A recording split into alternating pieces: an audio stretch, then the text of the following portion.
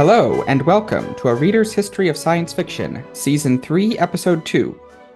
I'm Alex Howe, and with me today is Robert Silverberg. Silverberg is one of the classic authors of science fiction. He began writing short stories as a teenager and wrote his first novel, Revolt on Alpha C, in 1955, for which he won the Hugo Award for Best New Writer. He has since written hundreds of novels and even more short stories in science fiction, fantasy, and other genres, including the Nebula-winning A Time of Changes and the Locus-winning Majipoor series. I've mentioned him before in the podcast as the man who challenged Isaac Asimov to write The Gods Themselves, and he later collaborated with Asimov on the novelizations of Nightfall, The Ugly Little Boy, and The Bicentennial Man. Today, his most widely recommended novel is Dying Inside, about a telepathic man struggling with the loss of his ability. Mr. Silverberg, thank you for coming on the show. Glad to be here. So, in this season, I'm looking to speak with people who have experienced and contributed to the history of science fiction, and I think you've certainly done that. Yeah, I came in as a reader in 1948 and as a writer about 5 years later, and so I've been around a long time. And how did that process go for you? To my own amazement, very well. I like to say I'm living my own adolescent fantasies. I wanted to write some science fiction. I'd hoped to sell one story, at least, when I was 15 or 16, and I did that, and then I sold a few more. And by the time I was 21, I found myself an established writer, and that is getting on close to 70 years ago. When did you sell your first short story? I think 1953. There was a Scottish magazine called Nebula, and I sent a story there. I had been sending them to the American magazines, but I just wasn't good enough for them.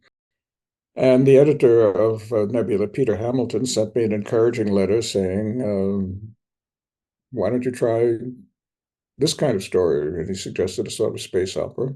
And I wrote one for him, and behold, he sent me $12.84, which in 1953 money was maybe 100 in purchasing power today. And that was my first sale. A Nebula Science Fiction, long forgotten magazine. Very nice magazine. Brian Alden's also had his early story in there.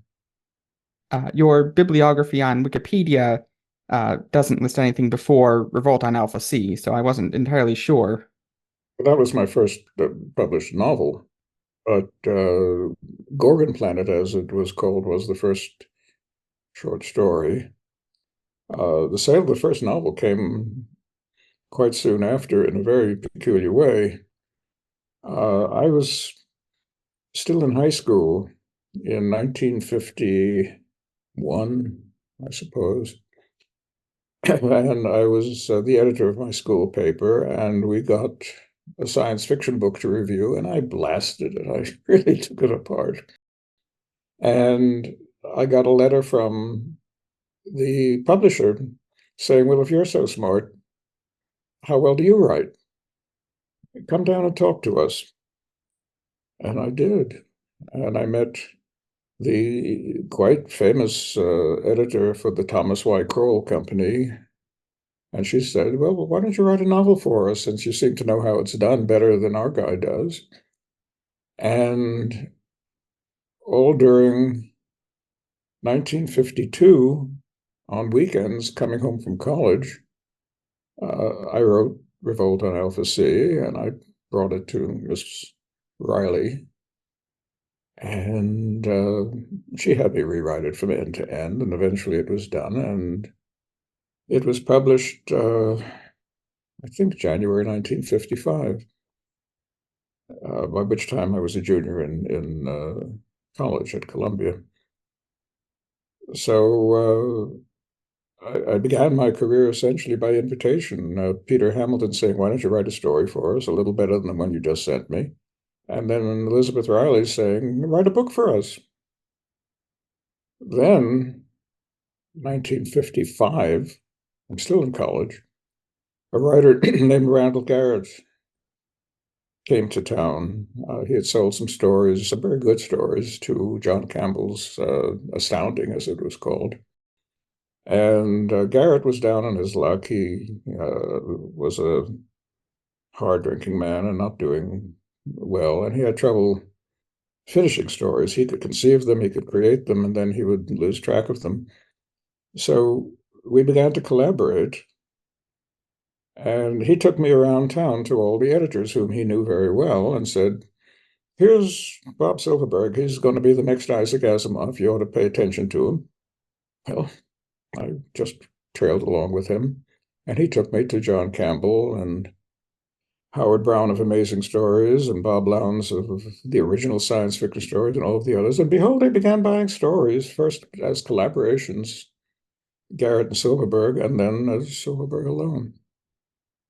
So though it seemed an endless time from my being a 15-year-old fan hoping to sell one story and my finding myself a 20-year-old professional writer.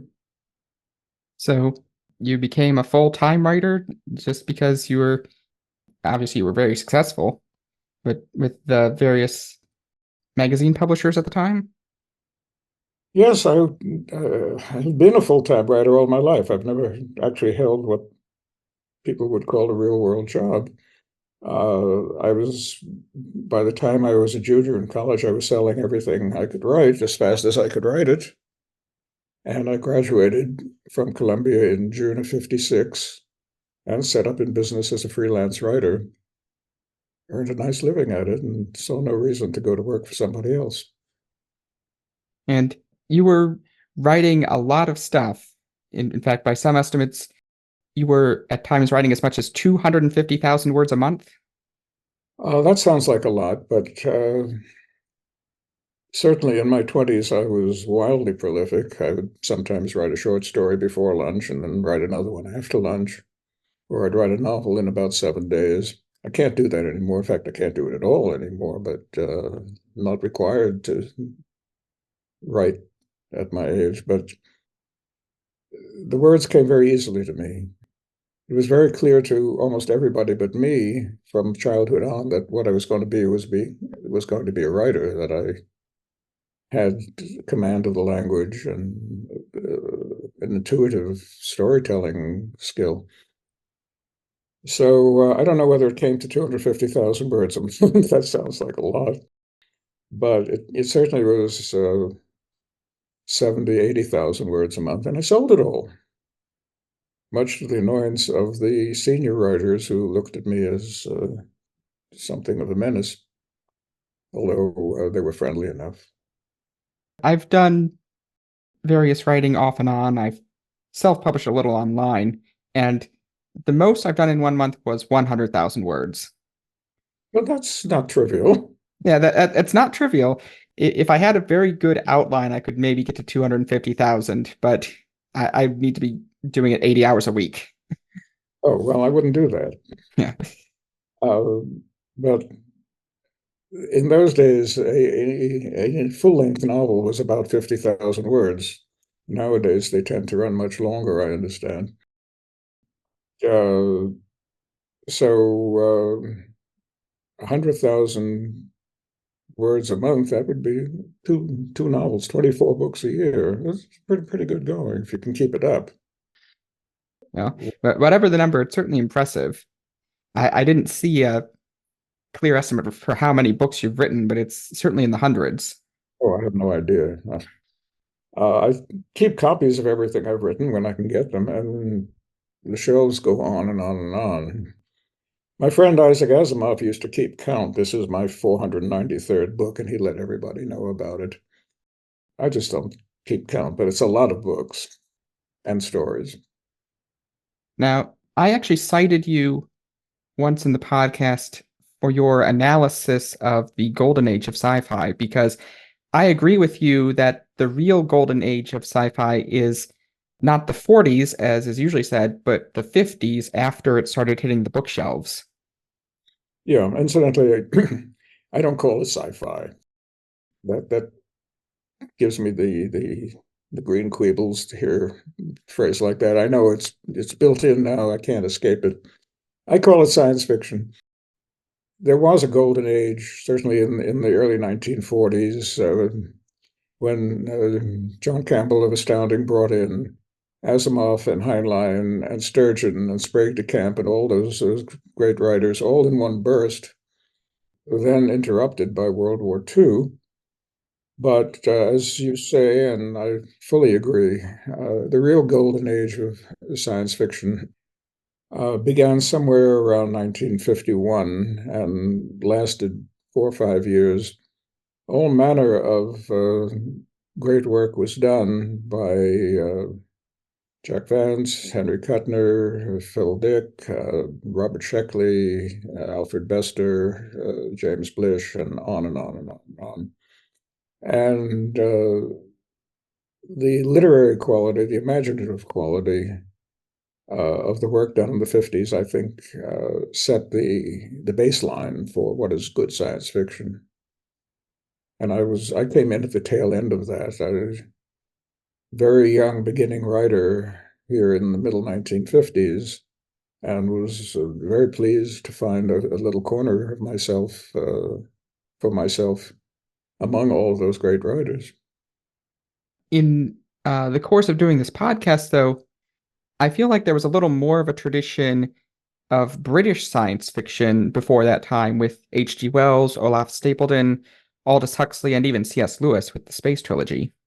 Yeah, but all of those people, of course, wrote major science fiction, but I don't include them in the group of professional science fiction writers of my group. Those were mainstream novelists who dabbled in science fiction and did it brilliantly.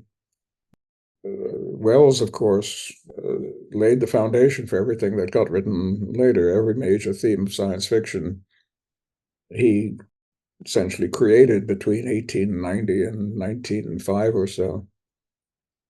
And I look on him as the founder, still the greatest figure.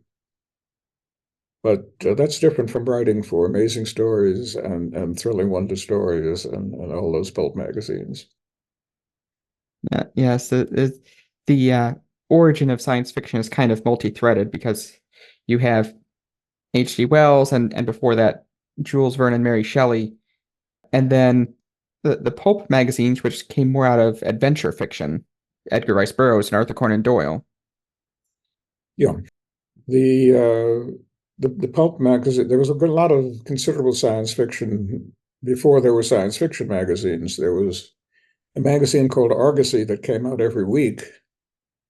And as early as 1910 or thereabouts, it published Edgar Rice Burroughs, John Carter of Mars, and a great many other science fiction novels, most of them forgotten today. Then Gernsback began his amazing stories in 1926. That really wasn't pulp fiction. Gernsback wanted to popularize science, and so the stories in Amazing Stories tended to be fairly heavy going, lots of ponderous science fiction background. This all changed when a magazine called Astounding Stories of Super Science began in 1930 with Bang Bang Slam adventure fiction. And that was dominant until Campbell came along a decade later and said, let's take this a little more seriously. And that was where we got Heinlein and Asimov and Sturgeon and de Camp and quite a few other, Bester, Sinek. The reason I think of the 1950s as a golden age is that we had shed that pulp tradition by then. There were still some magazines, and I wrote for them too, that specialized in action and slam bang things for young readers. But a lot of what was published in the 1950s was very interesting literary fiction, experimental even. So we went through all sorts of phases from the Argosy adventure stories fairly well done, to the heavy science stories of the Gernsback era, to the pulp era of astounding and thrilling wonder stories and startling stories and other magazines with gaudy names like that. And then the Campbell age of astounding science fiction in the 40s. Oh, I left out A. Van Vogt as one of the writers that came in then, another great writer. And then came the 1950s, where there were many more magazines and everybody taking a shot at doing his best as a writer. Now, you have seen science fiction go from the magazines to the bookshelves, and then Star Trek and Star Wars making it much more mainstream to today, where 5 of the top 10 highest grossing movies of all time, inflation adjusted, are science fiction films. Well, I find this pretty astonishing. The science fiction world that I grew up in and began writing in was a fairly small town, and now it's a giant metropolis. Science fiction in the 1950s, you had to explain to people what it was, basically.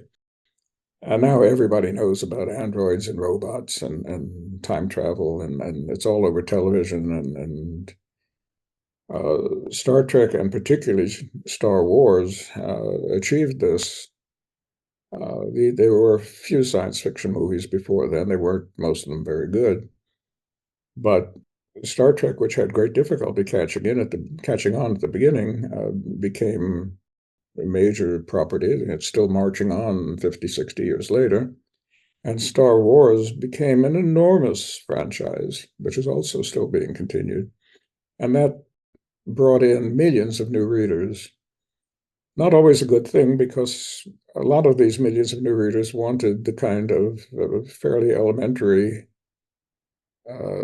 fiction that Star Wars was providing. When I heard about Star Wars, I thought, oh, sounds very interesting. And there was a premiere showing here in San Francisco, and Julie Lynn Del Rey, who was the editor at Ballantine Books and friend of mine, and the publisher of the first Star Wars novel, invited me to the premiere, and I sat with her in the theater. And when it was all over, she looked at me and said, "You didn't like that, did you?" Because though it's a lovely, lively action story, it was not what I had invented in my mind as what that movie was going to be. However, everybody else loved it, and it's still with us. There was also 2001, a very different kind of science fiction movie, which a little baffling in its way, but also achieved a big audience. Yes, I've heard it said of 2001 that if you read the book, then you understand the movie. But we didn't have the book when we saw the movie, because, again, as a professional, I was invited to a premiere. I was still living in New York then, and most of the science fiction writers of that time, except those who lived in California, were at that premiere. And when it was over, with that final scene of the baby, the really enigmatic final scene, we were looking at each other saying, "What? Oh, what was happening here?" And the only one of us who seemed fully to grok it, as we would say then, was Chip Delaney, who said, "Oh, how brilliant, how brilliant." And we said, "Well, explain it to us, Chip." But he didn't.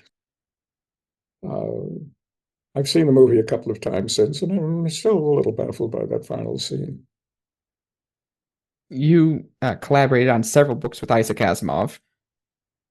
Yeah, well, that was a strange business, really. I'm not a collaborator at heart.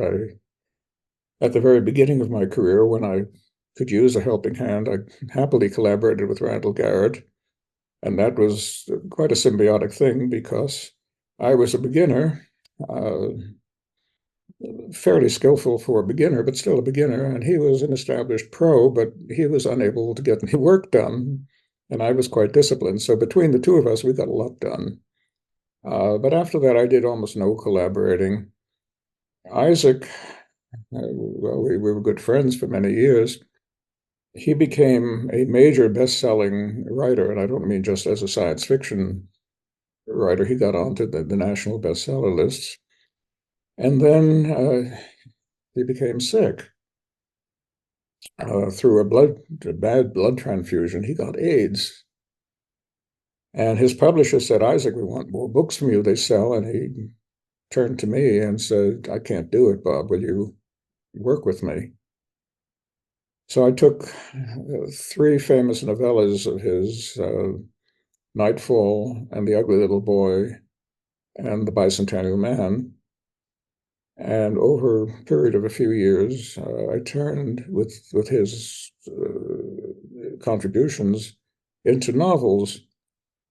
The sad thing was his health was continuing to decline, and by the time we got to The Bicentennial Man, which is about a robot who wants to be human and who regards dying as an important part of being human, Isaac himself was dying, and he never read that novel. It was really entirely my work. But still, it was a very interesting collaboration. I've always admired Isaac's work, and here I was essentially being Isaac Asimov for three novels. Yeah, I had wondered what that was like because both of you are known as very prolific writers. Oh, yes, he really, Isaac, it turned them out. Mhm. I have a bibliography of Asimov's that somebody did recently, 2 fat volumes the size of the Manhattan Telephone book. All of it Asimov. Having been pretty prolific myself, I was looking at it in some astonishment. But Isaac wrote all the time. He didn't travel. He hated flying. And he just sat there at the typewriter and moved his fingers, and a lot of words came out. I admit I'm more familiar with Arthur C. Clarke, who did many collaborative novels and was known for being very hands-off with his co-writers. Well, the only collaboration I did with Arthur, we did an anthology together called Time Probe in about 1966, where I picked most of the stories and he approved them.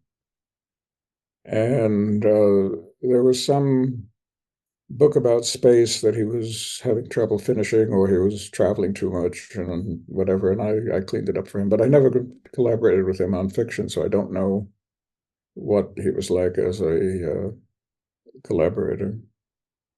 Isaac, in the early beginning of the collaboration, we would talk about how I was going to expand the novels.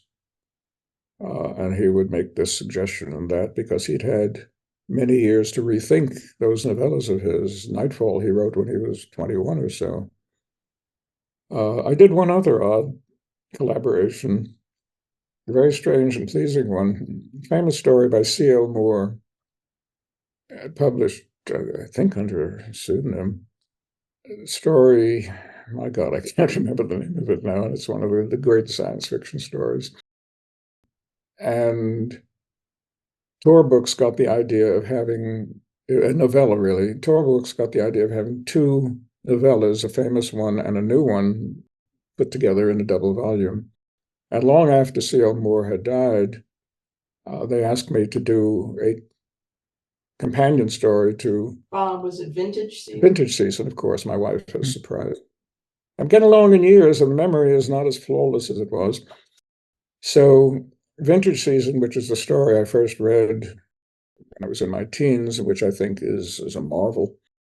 I didn't write a sequel to it because it ends in the total world cataclysm. I went back and I wrote a parallel story, sort of woven in and out of the story that she wrote, called In Another Country. And I think that's a very good story of its own, but also working in C.L. Moore's tale and imitating as best I could her marvelous prose. It was not quite a collaboration, but it was certainly an interesting symbiosis. But mostly I wrote my own stories myself. Were you involved at all with the movie version of the Bicentennial Man? Very slightly. They used my book as the basis for a lot of the story because Isaac's was only a novella, and they continued it onward. But they filmed it in the San Francisco area, and I was invited to come down and watch the filming. I did not in any way involve myself in the movie. I figured it's their movie. I'm not going to meddle with it. I don't know much about movie making. I was talking to Sam Neill, who was one of the actors in it, and he said somebody else had written a screenplay for this movie before the one that we used, and we didn't like it.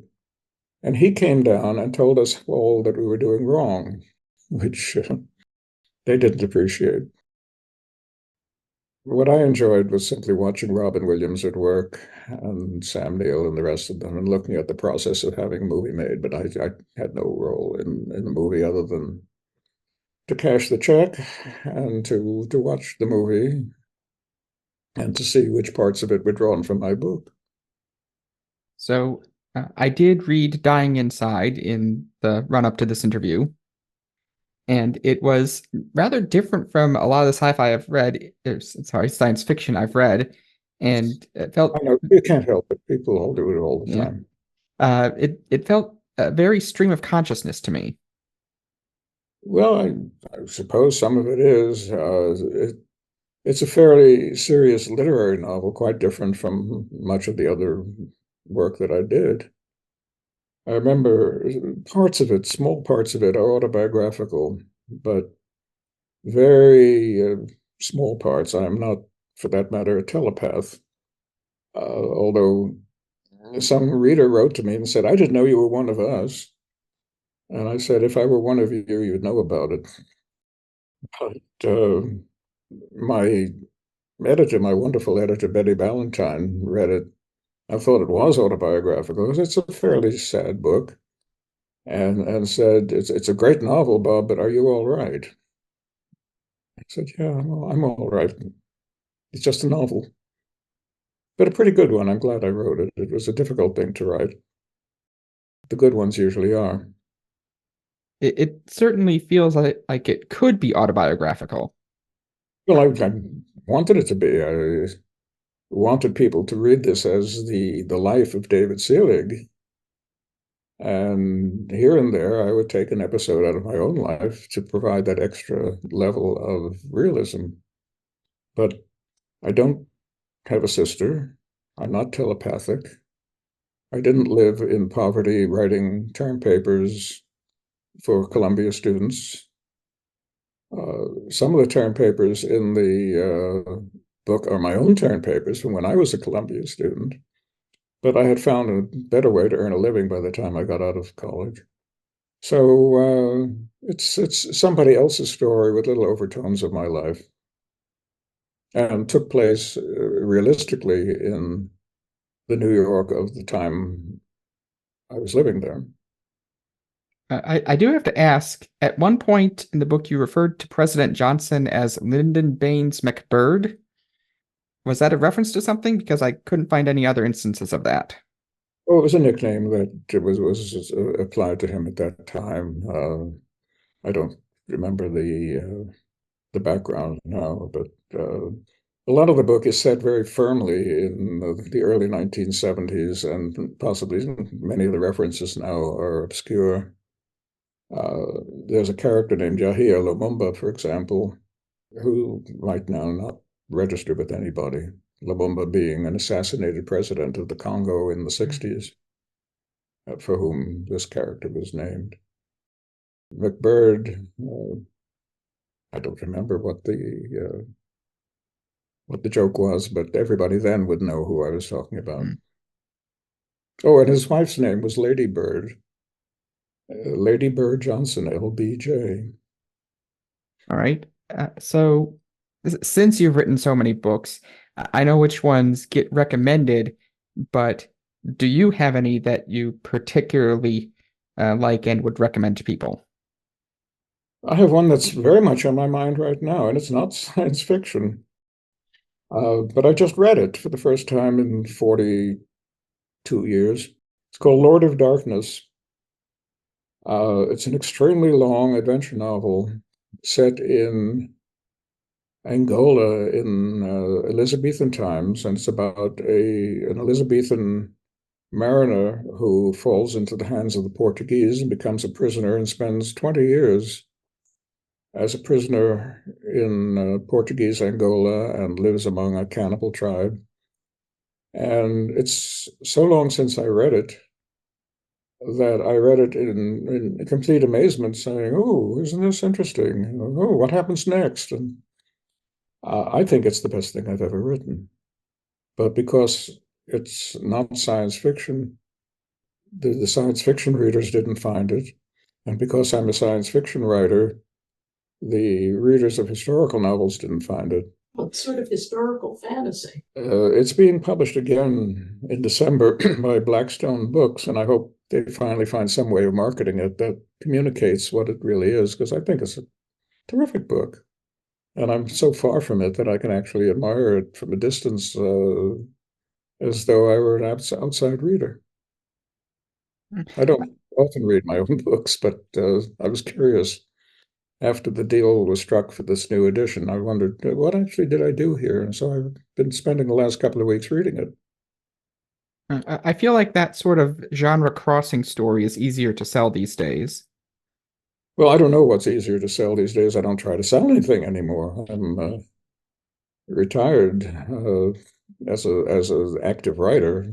I'm happy to sell anything to anybody. We just sold Dying Inside yesterday to a Greek publisher. I make deals all the time, but as for what the present market is, I suspect I'm quite an alien figure in it because I don't write trilogies and I don't write space opera. I don't write anything. But that's what I wouldn't be writing if I were writing. I found McBird. Well, my wife has looked up McBird.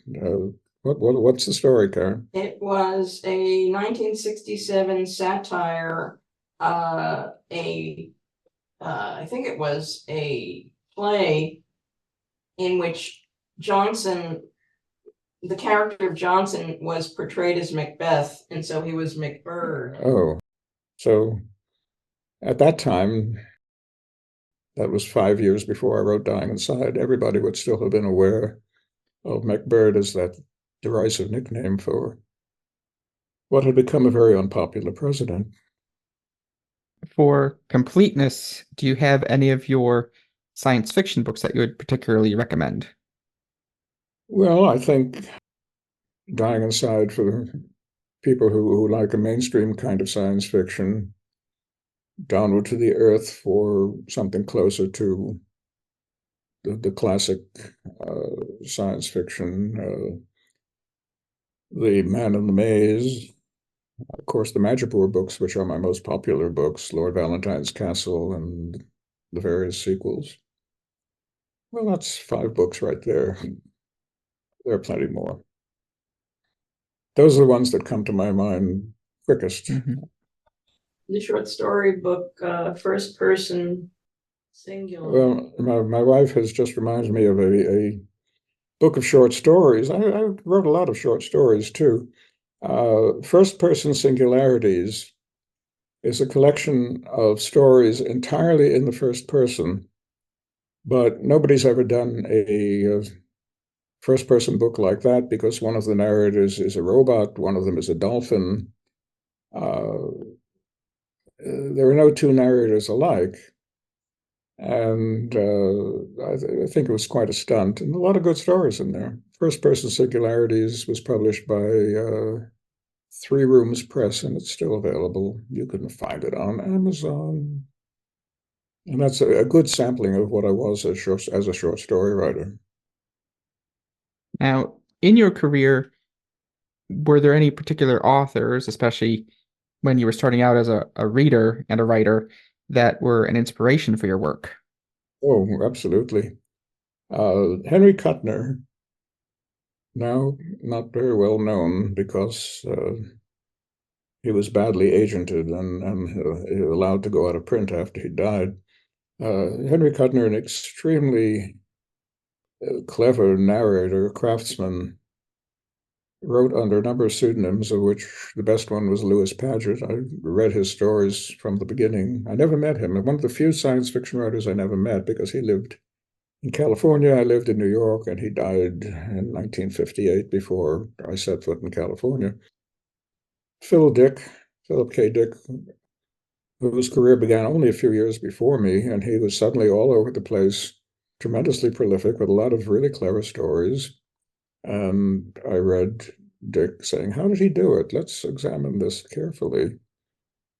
Sheckley, similar case, a very prolific, clever writer. Jack Vance, wonderful, colorful writer. Those were important influences as I was beginning. There were others. And from outside the field, there were people I read like Graham Greene and Somerset Maugham, who taught me quite a bit about writing. There was an editor, Horace Gold, edited a magazine called Galaxy. Horace was a particularly demanding editor, very rough on his writers. And he was rough on me, but in a good way. He urged me to keep going beyond what I could do. And one time I sent him a story, and he said, there's a story by Somerset Maugham called Lord Mount Drago. Why don't you read that and compare it to what you just wrote? And I did, and it was a revelation. I'm very grateful to Horace for being so rough with me. Of course, he did buy stories from me. I wouldn't be quite as grateful if he had simply turned everything down. All these forgotten people. You should tell him about Alice Turner's stunt with your short story. Well, my wife has reminded me of Alice Turner was the fiction editor of Playboy, and I wrote a good many stories for Playboy in the 1980s and early 1990s. Alice, probably the smartest editor I ever worked with, always, if she wanted to rewrite, I would do it because she knew what she was doing. One of the first stories I sold to her, she bought it, but she said, I want to talk to you about it. And I'm coming to California. Let's have dinner next week. You picked the wrong narrator. I was pretty startled at this because it's a first-person story. And how could you pick the wrong narrator in a first-person story? I couldn't see how I could possibly rewrite it with a different narrator. So I got the check from Playboy. They would pay very quickly. And I met Alice at the restaurant. I had the check in my pocket and was prepared to return this 4-figure check if she insisted on my rewriting the story. Well, she pulled out the manuscript. She had rewritten it with a different first-person narrator. And I looked at it in disbelief and said, this works just about as well. We can do it this way. I was flabbergasted at the technical skill that she had displayed in turning my story inside out and giving it a different narrator. And she published it that way.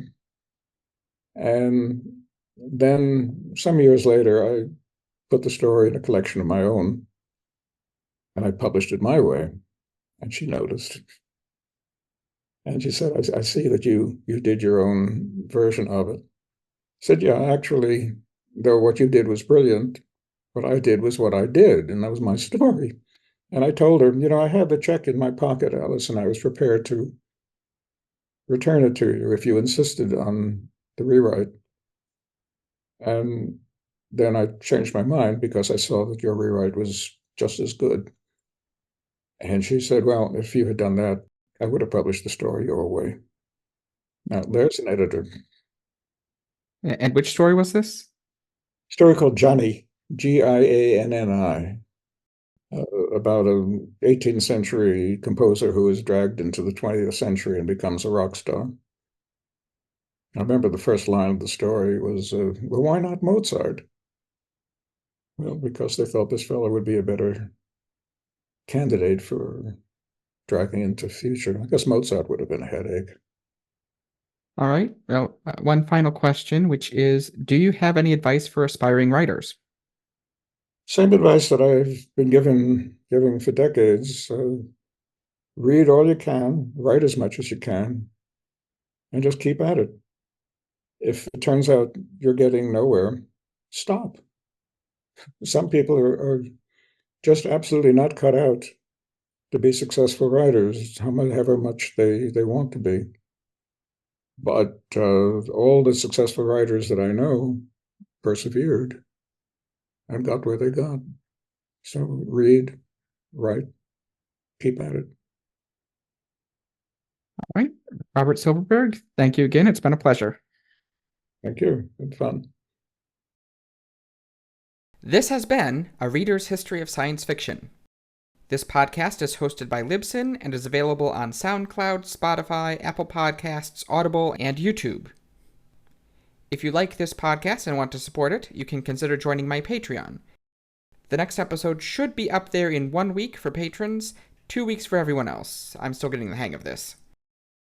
You can find me on social media at either Science Meets Fiction or Sci Meets Fiction, depending on the platform, and my website is sciencemeetsfiction.com.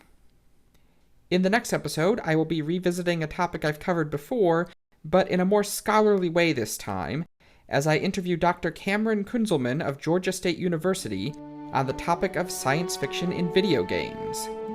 Thanks for listening.